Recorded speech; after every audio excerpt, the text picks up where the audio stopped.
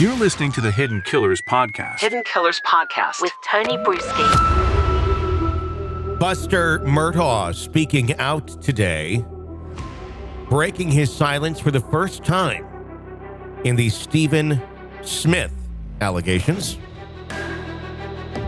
Just what does Buster talk about? We got that for you. Also going to talk about the news conference that was held with Eric Bland and Ronnie Richter about Stephen Smith's death and the body exhumation that is going to be taking place. So let's jump right into this. Buster coming out here on the 20th of March of 2023. He, of course, is the sole surviving son of Alec Murdaugh, issuing the following statement through his attorneys, Dick Harpootlian and Jim Griffin. Yes, those are the same people who represented Alec Murdaugh. Little piece of advice here, Buster. You may want to lawyer up with somebody other than them. If you don't want people looking suspiciously at you, the last attorneys that you should have right now, although maybe they're free or really cheap or I don't know, are Dick Harpootlian and Jim Griffin.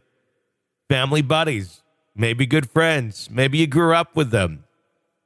Optics are a lot right now, and if you don't want to be accused of this, you probably don't want the attorneys that also lost your father's case and ended up with him behind bars, where he the whole time said, this is ridiculous. We shouldn't be talking about this. And yeah, we all know what happened there. But I guess it's Buster's turn to go down that road. The statement issued says, this has gone on far too long. These baseless rumors of my involvement with Stephen and his death are false. I unequivocally deny any involvement in his death, and my heart goes out to the Smith family. If you're new to this case, a little bit of background here for you so you can better understand. In 2015, Smith's body was found in the middle of a rural road in Hampton County, very close to the Murdaugh estate. Smith was a classmate of Buster Murdaugh. There had been rumors of a homosexual relationship between Buster and Smith, but they were just that, rumors. There's never been any sort of evidence to confirm any of that. It was a secret relationship, allegedly. Right before Smith died, he had told some friends and family that he was going to be going away on a little trip with a prominent person in the area, and everyone was going to be very surprised by who it was. But unfortunately, he died before that happened, and his death was then ruled a hit and run, even though there was no evidence of it being a hit and run. It looked like a body was dropped in the middle of the road that had already been beaten badly to the point of death. Smith's family has called for the body to be exhumed for a new autopsy to be performed, which will be happening. Sandy Smith is Stephen's mother, and she started an online fundraiser to pay for the process. As of this broadcast, $65,000 has been raised, far exceeding the goal of $1,500. Thank you for not allowing Stephen's story to be swept under the rug, Smith said. This is the mom.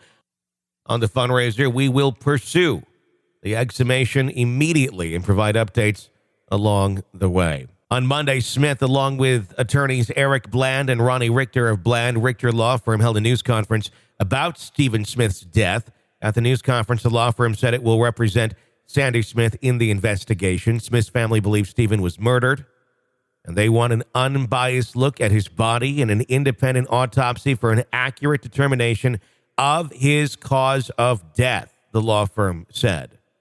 We had Eric on the show here about a week ago. You can go back and listen to our conversation about this case. While investigating the deaths of Buster's mother and younger brother, Maggie and Paul Murdaugh, South Carolina Law Enforcement Division SLED announced it uncovered new information about Stephen's death. That's how that investigation was reopened. No one has been charged yet, though.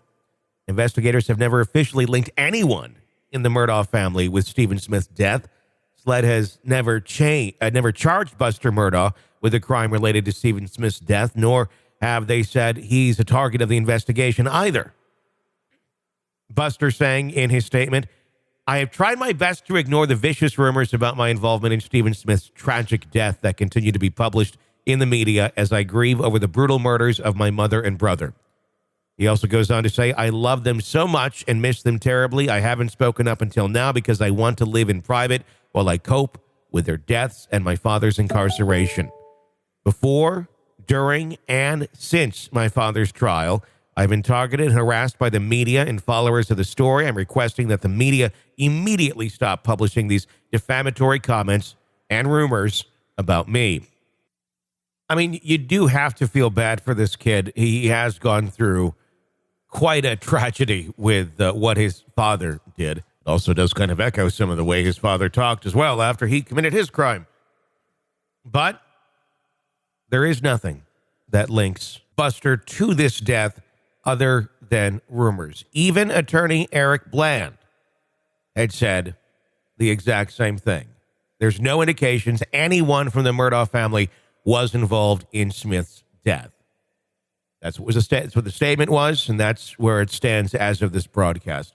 I'll say yet at the end of that. There is nothing that links anyone in the Murdaugh family to Stephen Smith's death other than rumors as of right now. With an exhumation of a body, there's a chance of DNA evidence being found.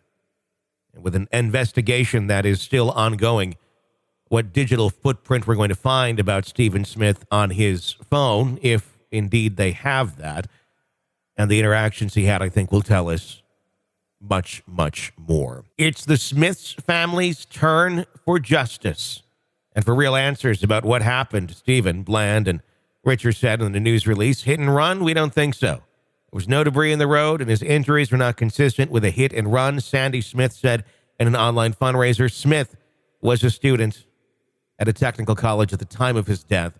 He was in the nursing program.